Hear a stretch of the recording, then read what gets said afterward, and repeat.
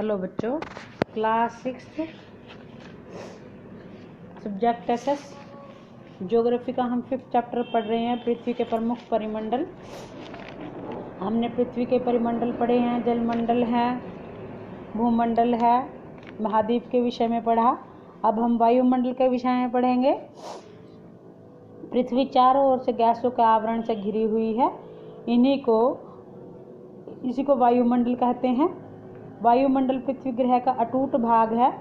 यहाँ हमें सांस लेने के लिए वायु प्रदान करती हैं। यह तो वायुमंडल लगभग 1600 किलोमीटर की ऊंचाई तक फैला हुआ है। 5 परतें होती हैं, जैसे तापमान, वायुमंडल के घटक और कुछ अन्य बातें हैं इसके अंदर। पृथ्वी की सतह से आरंभ करते हुए इन परतों के नाम है क्षोभ मंडल, समताप मंडल, मध्यम मंडल, आयन मंडल तथा बहिर्मंडलीय। इसके 5 परत हैं। इसमें 2 गैसें हैं मुख्य रूप से, ऑक्सीजन और नाइट्रोजन। यह हमारी साफ और शुष्क हवा का 99% भाग है। आयतन के अनुसार नाइट्रोजन 78% और ऑक्सीजन 21% है। और दूसरी गैसें हैं जैसे कार्बन डाइऑक्साइड है, आर्गन है, ये सब की मात्रा 1% है। तो सांस लेने के लिए ऑक्सीजन बहुत आवश्यक है, यह आप सभी को पता भी है। प्राणियों की वृद्धि के लिए नाइट्रोजन गैस आवश्यक होती है। कार्बन डाइऑक्साइड पृथ्वी द्वारा छोड़ी गई ऊष्मा को अवशोषित करती है और पौधों की वृद्धि में सहायक होती है। ऊंचाई बढ़ने पर जैसे जैसे ऊंचाई बढ़ती जाती है, वायुमंडल के घनत्व में भी भिन्नता आ जाती है, अलग हो जाता है। तो यह घनत्व समुद्र तल पर अधिक होता है। ऊंचाई पर जाने पर यह घनत्व कम हो जाता है। जब पर्वतारोही पर्वतों पर जाते हैं तो उन्हें सांस लेने में कठिनाई होती है। आपने सुना भी होगा, जैसे जैसे हम ऊंचाई पर जाते हैं तो वैसे वैसे सांस लेने में भी कठिनाई हो जाती है। इसके लिए वे अपने साथ ऑक्सीजन सिलेंडर लेकर जाते हैं। और इसके लिए वे जैसे जैसे हम ऊपर को जाते हैं तापमान भी घटता जाता है, सर्दी ज़्यादा होती जाती है। वायुमंडल पृथ्वी पर दाब डालता है और वायु दाब भिन्न भिन्न स्थानों पर भिन्न भिन्न होता है। कहीं कहीं पर हम अधिक वायु दाब अनुभव होता है और कहीं पर कम।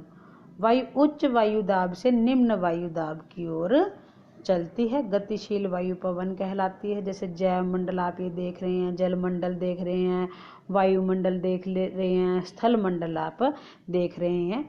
ये सारा जो है एक ही इसमें पिक्चर में दर्शाया गया है आपको।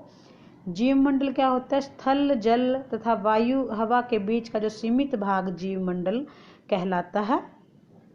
इस भाग में जीवन पाया जाता है। सूक्ष्म जीवों, बैक्टीरिया से लेकर स्तनधारियों के आकार के जीवों की विभिन्न प्रजातियां पाई जाती हैं।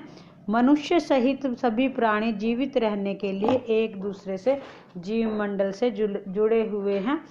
जीव मंडल के प्राणियों को जंतु जगत एवं पादप जगत में बांटा जाता है।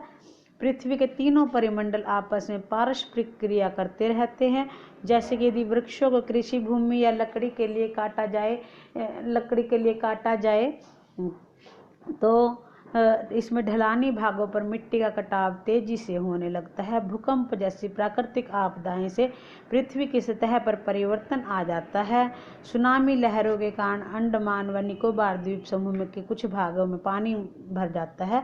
जब नदियां, झीलों में दूषित पदार्थों का प्रवाह होने लगता है तो उनका जल मानव के उपयोग के लिए नहीं रहता है। तो इस प्रकार से दूषित जल जो है खराब ही करता है, चाहे मनुष्य हो, चाहे पशु हो, उन सभी के लिए वह पेय योग्य पानी नहीं रह जाता। और जैसे कि अब वायु प्रदूषण भी बहुत होता है। उद्योगों, गाड़ियों वगैरह यहाँ से निकलता जो धुआं है तो वो वायुमंडल को प्रभावित करता है, वायु दूषित होती है, जिससे हमें सांस लेने में तकलीफ होती है। यदि कार्बन डाइऑक्साइड वायुमंडल की महत्वपूर्ण गैस है। यदि इसकी गैस की मात्रा बढ़ जाए तो तापमान में वृद्धि होती है। इसे भूमंडलीय तापन भी कहा जाता है। अतः भूमंडल, वायुमंडल तथा जलमंडल के बीच प्राकृतिक संतुलन बनाए रखने के लिए आवश्यक है कि पृथ्वी के संसाधनों का सीमित ही उपयोग किया जाए। इस प्रकार से अगर ये संसाधन हमें जो है उपयोग करना है तो हमें देख कर परख कर इन संसाधनों का प्रयोग करना चाहिए।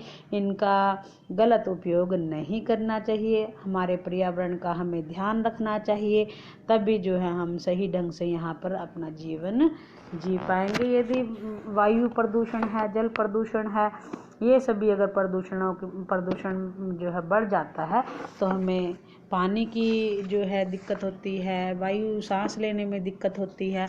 इस प्रकार से हमें इनका प्रयोग जो है सही ढंग से करना चाहिए। धन्यवाद बच्चों। ये चैप्टर आपको अच्छे से रीड करना है, प्रश्न उत्तर हम कल करेंगे।